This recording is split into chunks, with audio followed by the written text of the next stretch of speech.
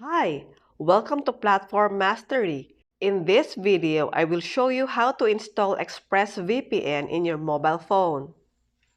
First is go to Play Store and search for ExpressVPN. Tap on Install right here. Wait for it to download the app and install it on your phone.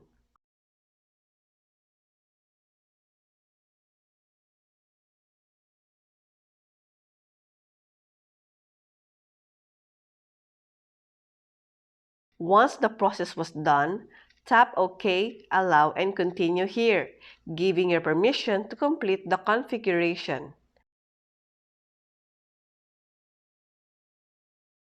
And tap on your VPN location. And in here, on the last step regarding security, tap on Enable Now. And enable block trackers and malware sites. After this, go to Options and tap on Settings. Tap on Split Tunneling. In here, while VPN is connected, enable Do Not Show Selected Apps to use the VPN. Next is go to App and Website Shortcuts. Enable this one.